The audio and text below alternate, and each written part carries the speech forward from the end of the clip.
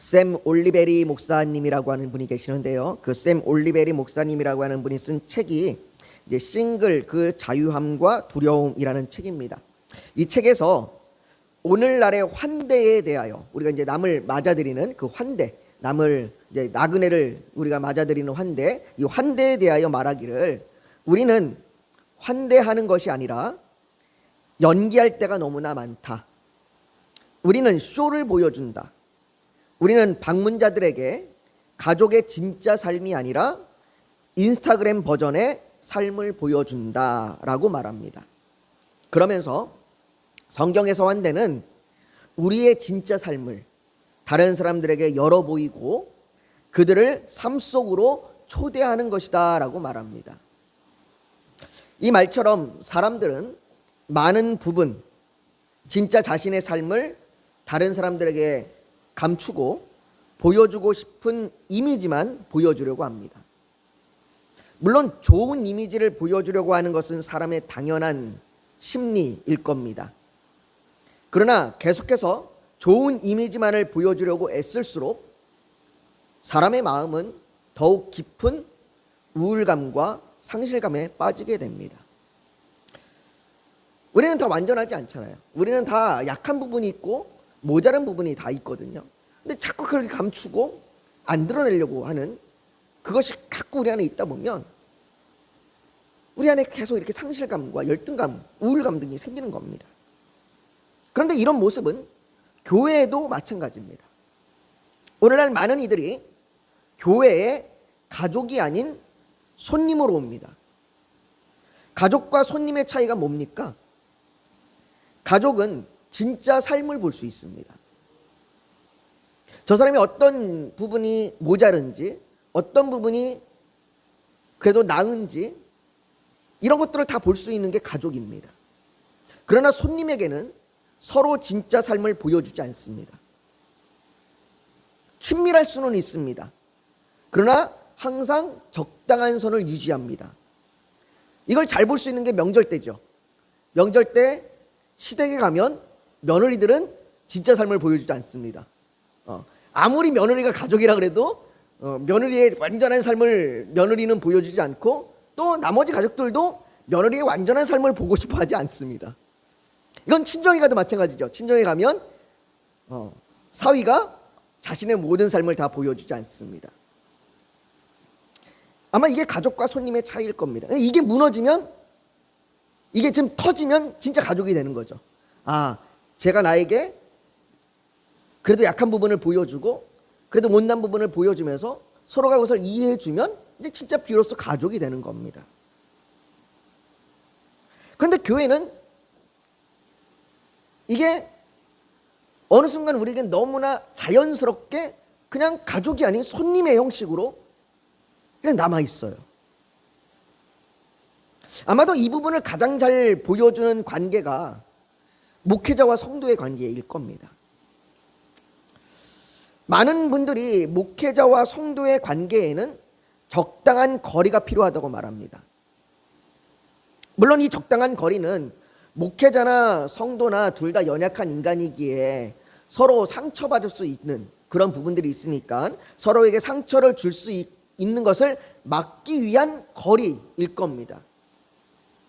이것이 이해가 되기는 합니다. 그러나 한편으로는 매우 씁쓸해요. 왜냐하면 성경에서는 거리를 두라고 얘기한 적이 없습니다. 예수님이 제자들과 거리를 두지 않았습니다. 바울이 그의 교회들에 있는 성도들과 거리를 두지 않았습니다. 오히려 바울은 디도에게 그리고 디모데에게 너는 나의 친아들이라고 얘기했습니다. 가족이라고 얘기했단 말이죠.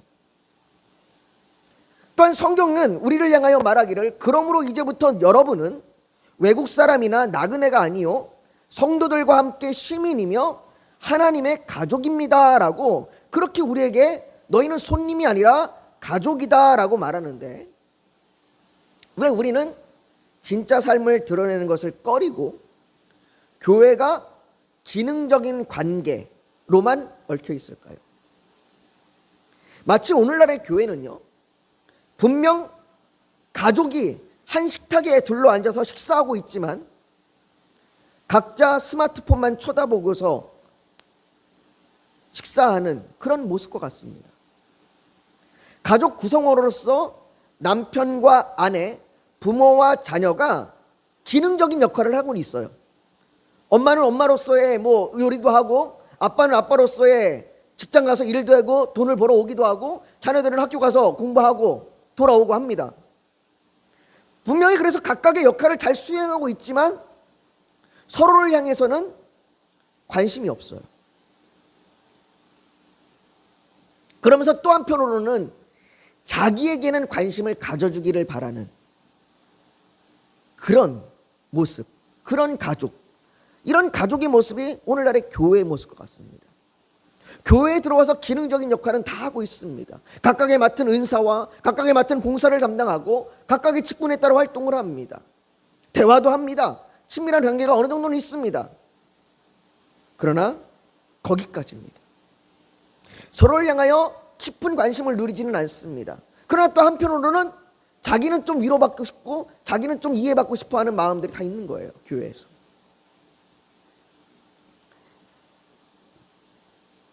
여러분들, 가족이 그렇게 가족이지만 서로 남남처럼 있는 가족, 그래서 마치 가족이지만 되게 어색한 이런 가족, 이런 가족에게는 어떤 도움이 필요할까요? 전문가들은 서로의 그 역할을 수행하는 것, 즉 그런 역할에서 벗어나서 사랑하는 사람으로서 서로를 바라보고 사랑하는 사람으로서 시간을 가지라고 말합니다. 그렇다면 교회도 마찬가지일 겁니다. 바울이 오늘 본문을 통해서 고린도 교회에 그런 처방을 주는 거예요. 바울은 지금까지 고린도 교회의 여러 가지 문제들을 다루었습니다. 고린도 교회는 1장에 지혜를 자랑하면서 파벌을 이루고 서로 나누어졌었습니다. 5장에서는 음행한 자들에 대하여 서로 관여하지 않음으로 인하여 그들이 그렇게 죄를 범하도록 내버려 두었습니다. 6장에서는 서로를 법정에 세웠었고 8장에서는 약한 형제들의 양심을 짓밟았습니다. 11장에서는 식욕으로 자신의 배고픔을 채우기 위하여 가난한 자들을 만찬에 참여하지 못하게 했고 12장에서는 자신들의 은사를 자랑함으로 타인을 무시했습니다. 그리고 이제 바울은 그 모든 문제에 근본적인 처방을 내리는 거예요. 그들의 교회 안에서 서로 그렇게 기능들을 다 하고 있고 뭔가를 어울리고 있지만 그들 안에 있는 그 뭔가 좀 어색한 것 같은 그런 문제들에 대한 근본적인 처방, 그게 오늘 고린도전서 13장입니다. 고린도전서 13장에서 사랑을 말하는 겁니다. 물론 고린도 교회 성도들이 서로를 사랑하지 않았다거나 사랑에 대하여 몰랐다고 말할 수는 없습니다. 그들 역시 예수 그리스도를 사랑함으로 예배를 드렸고 어느 정도 이웃에게 선을 베풀며 사랑할 수도 있었을 것입니다. 그러나 바울은 단지 살아가면서 나타나는 어떤 사랑의 행위, 그 행위에 대하여 말하려고 하는 것이 아닙니다. 우리도 교회 다니면서 어떤 면에서는 선을 베풀 수 있고 어떤 면에서 우리가 예배 참여하면서 하나님 앞에 사랑으로 울부짖을 수 있습니다. 그러나 그런 단편적인 행위들에 대하여 말하는 것이 아닙니다. 바울은 그리스도인은 이 사랑에 전 생애가 내맡겨져야 한다고 말합니다. 그래서 로마서 5장 8절에 우리가 아직 죄인 되었을 때에 그리스도께서 우리를 위하여 죽으심으로 하나님께서 우리에 대한 자기의 사랑을 확증하셨느니라 라고 말하는 이 말씀, 예수님께서 그 사랑을 어떻게 확증하셨어요? 자신을 전부 내어주심으로 확증하셨다라고 말합니다.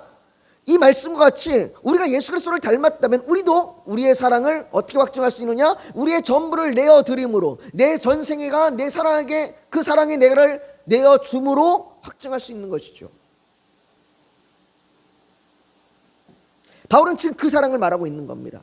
너희가 전생애를 내어줄 만한 사랑, 주님이 너희에게 그렇게 전생애를 내어줌으로 너희가 얻은 그 사랑, 그 사랑이 이 근본적으로 너희의 모든 문제를 해결할 수 있는 처방이라고 얘기하는 겁니다.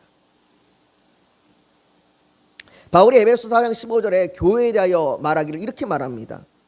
오직 사랑 안에 참된 것을 하여 범사에 그에게까지 자랄지라 그는 머리니 곧 그리스도라. 머리 대신 주님을 머리로 두고 있는 이 교회, 몸된 교회는 어떻게 해야 되느냐? 오직 사랑 안에서 참된 것을 하라라고 얘기합니다. 사랑 안에서 하라라고 얘기하는 거예요. 바울은 너희가 교회 안에서 모든 것을 할 때에 사랑 안에서 해라. 너희가 은사를 행하든 직분을 행하든 너희가 서로의 관계를 맺든 사랑 안에서 해라라고 이야기하고 있는 겁니다. 바울은 오늘 고린도서 13장에서 이 사랑에 대하여 오늘 쭉 얘기할 건데, 그러나 오늘 본문에서는 이 사랑에 대하여 말하기 전에, 사랑이 무엇인지에 대하여, 그 사랑의 정의에 대하여 말하기 전에 1절과 3절을 통해서 우리가 왜 그 사랑을 행해야 되는지, 그 사랑의 중요성에 대하여 먼저 말합니다. 그래서 오늘 본문 1절부터 3절은 그 사랑의 중요성, 사랑이 없으면 아무것도 아니다라고 하는 그 중요성에 대해서 얘기하는데, 우리가 오늘 그것을 좀 살펴보려고 합니다.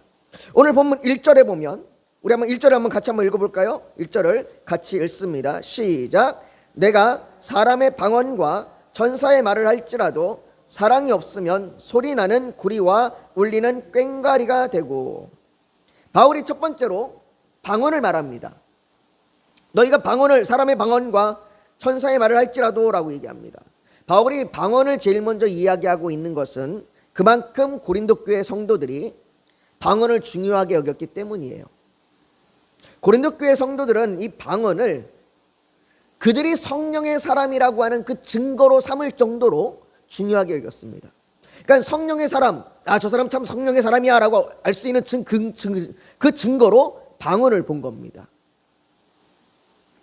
여기서 말하는 방언은 사도행전 2장에서 나오는 방언하고, 그 오순절날 그들이 불같은 성령의 은사를 받고 말했던 그 방언하고는 좀 다른 것 같아요. 사도행전 2장의 그 오순절에 그들이 말한 방언은, 사도행전 2장에 보면 우리 각 사람이 난 곳 방언으로 듣게 되는 것이 어찌 됨이냐라는 이 말씀처럼 그 지역에 있는 말이었습니다. 그 지역에서 그 사람들이 쓰고 있는 말. 그래서 거기에 여러 가지 지역들이 나오는데 그 지역의 사람들이 자기 나라의 말로 들었다는 말을 표현합니다. 그것처럼 지역의 언어였어요. 우리가 뭐 한국말, 일본말, 뭐 영어, 뭐 중국어 얘기하는 것처럼 그런 일상적으로 쓰는 지역의 언어였던 것 같습니다. 그러나 오늘 본문의 방언은 소리내어 말하되 말하는 사람은 알지 못하는 말입니다. 그러니까 본인이 말을 하고 있지만 본인이 이게 무슨 말인지 알지 못하는 말입니다. 그래서 사람들은 이 말을 천사의 말이라고도 생각했습니다. 천사들이 사용하는 말이라고 생각할 정도였습니다. 그래서 사람들은 방언을 말하는 사람들을 어느 정도까지 생각했냐면, 저 사람이 천사의 말을 할 정도로 저 사람이 이미 천사 같은 존재로 변모되어 가고 있구나라고 얘기한 겁니다. 저 사람이 천사 같은 존재로 변화가고 있구나. 그처럼 그가 대단하게 성숙해져 가고 있구나, 성령의 사람으로 되어 가고 있구나라고 생각한 거예요. 하지만 그들의 실상은 천사 같은 존재와는 거리가 멀었습니다. 그들의 지식은 그들을 교만과 그리스도께서 대신 죽으신 형제나 자매의 멸망으로 인도하는 데 사용했습니다. 그들의 지혜 역시 분쟁과 대립으로 이끌었고, 그들의 방언은 공동체의 덕을 세우지 못하였고, 외부 사람들에게도 예언의 말에 반응하지 못하도록 하였습니다. 다시 말해 그들이 기능적으로는 성령의 사람처럼 보였을지 모르지만, 막 방언을 말을 하니까 보기에는 성령의 사람처럼 보이는 거예요. 그렇게 보였을지 모르지만 정작 성령의 근원적인 증거, 즉 사랑하는 것, 이 사랑하는 것으로 표현될 수 있는 행동은 아니었던 겁니다. 그들이 마치 소리나는 구리와 울리는 꽹과리처럼 아무런 의미 없는 소리, 심지어는 우상을 숭배하면서 그들이 막 이렇게 하는 행위들 있잖아요. 왜 우리 흔히 무당들 왜 막 이렇게 하는 것처럼 그런 행위들을 내면서 내는 소리, 그런 소리처럼 아무런 쓸데없는 허망한 소리를 낼 뿐이다라고 얘기합니다.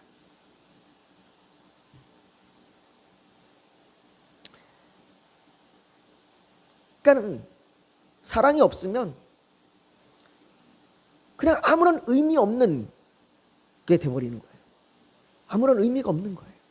그 사람이 뭘 해도, 그 사람이 어떤 기능적인 일을 해도, 어떤 능력을 갖고 뭘 해도, 어떤 직분에서 일을 하든 사랑이 없으면 아무런 의미 없는 행위라고 얘기하는 겁니다.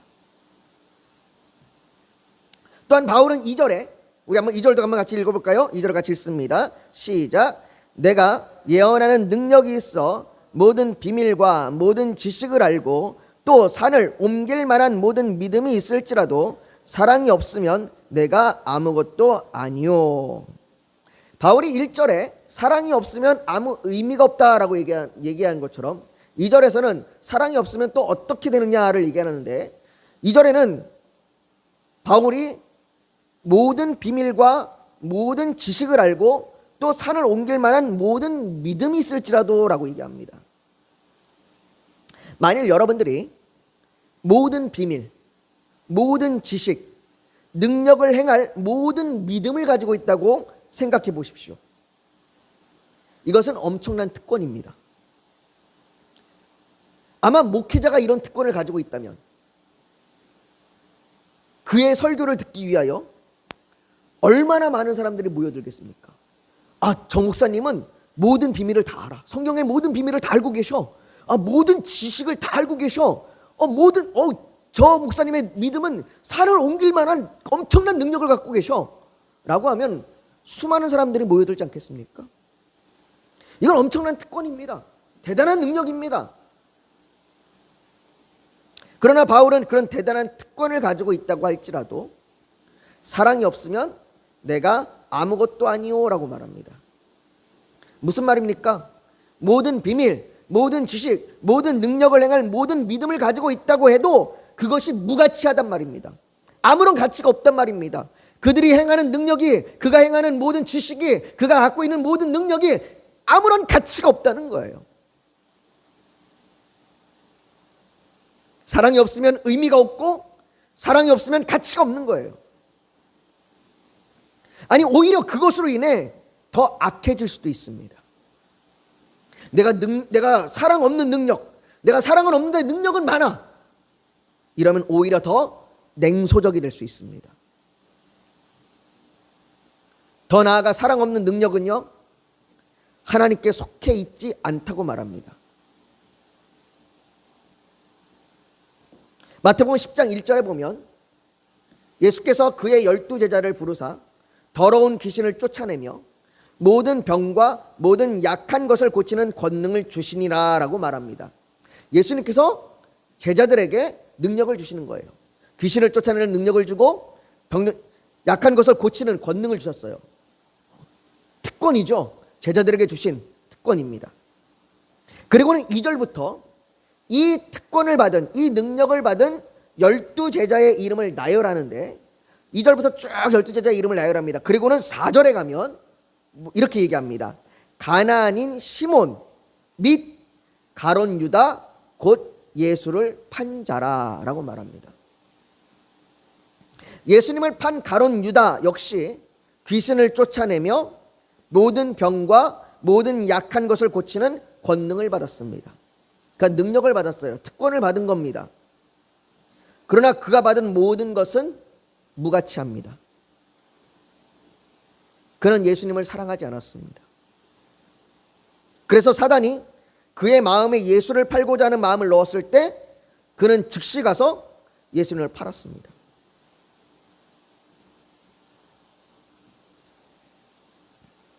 그러니 능력이, 사랑이 없으면 이 능력은 가치가 없는 능력입니다. 악한 능력이 될 수 있습니다. 자기가 하나님께 속하지 않았음을 드러내는 능력이 될 수 있는 겁니다. 요한일서 4장 7절부터 8절에는 사랑하는 자들아 우리가 서로 사랑하자. 사랑은 하나님께 속한 것이니 사랑하는 자마다 하나님으로부터 나서 하나님을 알고 사랑하지 아니하는 자는 하나님을 알지 못하나니 이는 하나님은 사랑이심이라 라고 말합니다. 사랑하지 아니하는 자는 하나님을 알지 못합니다. 사랑하지 아니하는 자는 하나님께 속하지 않습니다.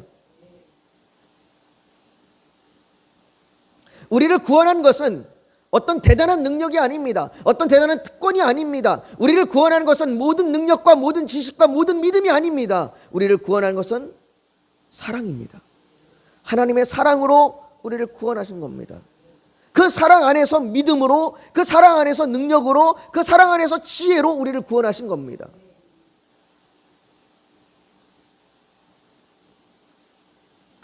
바울이 사랑이 없으면 의미가 없고 사랑이 없으면 가치가 없다라고 얘기했던 것처럼 이제 마지막으로 바울은 3절에 이렇게 얘기합니다. 우리 오늘 3절도 같이 한번 읽습니다. 시작. 내가 내게 있는 모든 것으로 구제하고 내 몸을 불사르게 내줄지라도 사랑이 없으면 내게 아무 유익이 없느니라. 당시 고린도 교회는요, 극심한 가뭄과 박해에 직면하고 있었습니다. 이런 가난한 일을 돕는 일들은 대단한 일이고, 이런 박해 가운데 견디는 일들은 대단한 일입니다. 바울이 내 몸을 불사르게 내줄지라도 라고 얘기하면서 자신이 당했던 그 고난과 그 어려움들을 그 안에 담아서 이야기하고 있습니다. 바울이 당했던 그 고난과 어려움들은 대단한 일입니다. 그 바울처럼 그렇게 그 고난과 그 어려움들을 감당할 수 있는 사람은 많지 않을 겁니다. 그렇게 몸을 불사르게 내어주는 것, 남에게 선을 베풀어서 그렇게 내가 내 재산을 다 내어주는 것, 이건 엄청난 일입니다. 위대한 일입니다. 쉽지 않은 일입니다. 대단한 일입니다. 그러나 바울은 이런 위대한 업적을 한다고 할지라도 그것이 사랑이 없다면 자신에게 아무 유익이 없는 일이라고 말합니다. 누구에게 아무 유익이 없어요? 자신에게. 그것을 한 사람 본인에게 아무런 유익도 되지 않는 일을 하고 있는 거예요. 분명히 내가 대단히 위대한 업적을 하고 있는데, 엄청난 업적을 내가 이루고 있는데 그게 내게는 아무 소용이 없는 거예요. 아무 유익이 없는 거예요. 생각해 보십시오. 만일 누군가를 대신해서 목숨을 내어주는 대단한 일을 행해서 모든 사람들이 그를 존경하며 영웅으로 여겼는데, 목숨을 내어주는 일은 참 대단한 일 아닙니까? 그렇게 했는데 알고 봤더니 목숨을 담보로 돈을 받았다는 사실이 드러났다면 그의 영웅적인 행동은 그에게 무슨 유익이 되겠습니까? 오히려 사람들로부터 손가락질을 받고, 사람들로부터 질타를 받고, 사람들로부터 멸시를 받을 겁니다. 이와 같이 사랑이 없는 행위는 아무리 위대한 일을 행할지라도 그것은 아무 유익이 되지 않는 일입니다. 사랑이 없으면 아무 의미가 없습니다. 사랑이 없으면 아무런 가치가 없습니다. 사랑이 없으면 아무런 유익이 없습니다. 사랑하는 성도 여러분, 바울은 고린도 교회가 영적 은사를 사랑보다 더 우선시하는 이 행동을 지적합니다. 그들의 그 기능적인, 그래서 그 기능만 남아있는 그런 허울뿐인 손님과 같은 그런 교회를 지적합니다. 성령의 사람은 많은 은사를 가진 사람이 아니라 사랑하는 사람입니다. 이 사랑은 우리에게 자연적으로 나타나는 사랑이 아닙니다. 요한일서 4장 10절부터 11절에는 사랑은 여기 있으니 우리가 하나님을 사랑한 것이 아니요 하나님이 우리를 사랑하사 우리 죄를 속하기 위하여 화목제물로 그 아들을 보내셨습니다. 사랑하는 자들아, 하나님이 이같이 우리를 사랑하셨은즉 우리도 서로 사랑하는 것이 마땅하다라고 말합니다. 우리의 사랑은 하나님이 우리에게 내어준 그 사랑, 그 사랑이 우리에게 심겨졌기 때문에 우리가 사랑할 수 있는 겁니다. 이 하나님의 사랑이 우리 안에 역사하기를 소망합니다. 사랑 안에서 행할 때 우리의 모든 행동이 의미가 있는 거고, 사랑 안에서 행할 때 우리의 모든 행동이 가치가 있는 거고, 사랑 안에서 행할 때 우리의 모든 행동이 유익이 있는 겁니다. 어쩌면 우리가 대단한 은사를 나타내거나 대단한 모습을 보이지 않을지도 모르고, 어쩌면 우리가 대단한 능력을 나타내지 못할지도 모르고, 어쩌면 우리가 위대한 업적을 이루지 못할지도 모릅니다. 그러나 주님께서는 우리를 향하여 그것보다 사랑하라고 말합니다. 사랑 안에서 행할 때 우리의 모든 삶이 의미가 있다고 말씀하시고, 우리의 모든 삶이 가치가 있다고 말씀하시고, 우리의 모든 삶이 유익이 있다고 말씀하십니다. 교회는 기능적인 역할보다 사랑이 우선되어야 합니다. 대단한 능력과 위대한 업적을 남기는 교회가 되기보다 사랑하는 교회가 되기를 소망합니다. 그래서 우리 교회가 손님이 아니라 가족이 되어 정말로 서로 주님의 그 식탁에 함께 둘러앉아 서로 사랑함으로 관계를 맺고 세워가는 그런 교회가 되기를 주의 이름으로 축복합니다. 우리가 오늘 이 말씀을 좀 기억하면서 같이 좀 기도했으면 좋겠습니다. 하나님, 우리가 대단한 능력이 없고 위대한 업적을 남기지 못할지라도 우리의 삶이 의미가 있고 사랑하고 우리가 가치가 있고 그리고 유익이 되길 원합니다. 우리 교회가 그렇게 서로 사랑하며 주의 사랑을 이루는 그런 교회가 되기를 소망합니다. 우리에게 그 사랑을 부어주시옵소서. 하나님의 사랑이 우리에게 알려질 때에 우리가 사랑할 수 있습니다. 하나님의 사랑을 우리에게 더욱더 풍성하게 말씀하여 주시고 알게 하여 주시고 깨닫게 하여 주셔서 우리가 주의 사랑으로 충만하게 하여 주시옵소서. 우리가 오늘 저녁에 지금 그렇게 기도하며 나아가기를 소망합니다. 우리 주여 한번 부르짖고 같이 기도하겠습니다. 거룩하신 아버지 하나님, 우리가 주 안에서 사랑하며 살아가게 하여 주시옵소서. 우리 교회가 주 안에서 사랑으로 세워지는 교회가 되게 하여 주시옵소서. 우리 교회가 손님이 아니라 가족이 모이는 교회가 되게 하여 주시옵소서. 가족 안에서 서로 사랑하며 온전히 정말로 주의 뜻 안에서 세워져 가게 하여 주시옵소서. 사랑이 없으면 아무 의미가 없습니다. 사랑이 없으면 아무 가치가 없습니다. 사랑이 없으면 아무 유익이 없습니다. 아버지 하나님 간절히 원하오니 오직 우리가 사랑 안에서 행할 때에 우리가 의미가 있고 가치가 있으며 유익이 있음을 믿습니다. 아버지, 그러니 우리가 우리의 전생애를 다쳐 주님을 사랑하고 이웃을 사랑하게 하여 주시옵소서. 우리가 전생애를 다하여 하나님의 뜻대로 온전히 하나님의 사랑 가운데서 사랑하게 하여 주시옵소서. 아버지 하나님, 우리 것을 위하여 우리에게 하나님의 사랑을 더욱더 풍성하게 더욱더 충만하게 채워 주시옵소서. 우리가 하나님의 사랑으로 가득하게 하여 주시옵소서. 또한 아버지 하나님, 우리 교회를 붙들어 주셔서 이 교회가 아버지 하나님 그렇게 주의 사랑으로 세워져 갈 때에 이곳에 주의 백성들을 불러 모아주시고 함께 주의 교회로 세워져 가게 하여 주시옵소서. 아버지, 빈자리를 채워주시옵소서. 속히 주의 아버지 택하시고 부르신 자들을 불러 모아주셔서 함께 지어져 가게 하여 주시옵소서. 아버지, 그날을 소망하며 우리가 기도하며 구하며 아버지 그날을 소망하며 우리가 나가 복음을 전하오니 아버지 하나님 우리의 발걸음을 인도하여 주시고 우리의 기도에 함께 하여 주시옵소서. 아버지, 또한 아버지 하나님 우리 성도들에게 힘을 주시고 능력을 더하여 주시고 아버지 하나님 오직 주만 바라보며 나아갈 수 있는 믿음을 더하여 주시옵소서. 아버지 하나님 염려와 근심으로 아버지 환난과 핍박으로 의심과 두려움으로 쓰러지지 아니하도록 주를 바라보는 믿음을 주셔서 주를 의지하는 믿음을 주셔서 정말로 그 믿음으로 나아가게 하여 주시옵소서. 아버지, 우리의 믿음이 작을지라도 여호와 하나님은 크신 하나님이시니 하나님께서 우리를 능히 도우시며 하나님께서 능히 우리를 인도하심을 믿습니다. 그 주님 우리에게 그 믿음을 주시옵소서. 또한 아버지 선교사님들에게 힘을 주시고 그들에게 위로하여 주셔서 그들이 복음을 전할 때마다 그 아버지 그 나라마다 그 지역마다 아버지 주의 복음이 선포되어지게 하여 주시고 주께 돌아오게 하여 주시옵소서. 아버지 하나님 우리의 각자의 기도를 주께서 들어주시길 원합니다. 우리를 통하여 우리의 가정이 우리의 직장이 우리가 있는 처소가 아버지 우리의 교회가 우리가 있는 모든 관계 가운데 하나님의 은혜가 넘치게 하여 주시옵소서. 오직 주로 인하여 기뻐하며 정말로 주로 인하여 즐거워하는 일들이 우리의 삶 가운데 있게 하여 주시옵소서. 아버지 하나님, 우리의 육신을 우리의 마음을 주 앞에 올려드립니다. 아버지, 육신의 질병을 치료하여 주시고 우리의 마음의 상처를 어루만져 주셔서 아버지 하나님 우리가 회복되게 하여 주시고 오직 주의 은혜 안에 주의 긍휼하심 안에 우리가 거하게 하여 주시옵소서. 아버지, 이 저녁에도 하나님께서 은혜로 채워주실 줄 믿습니다.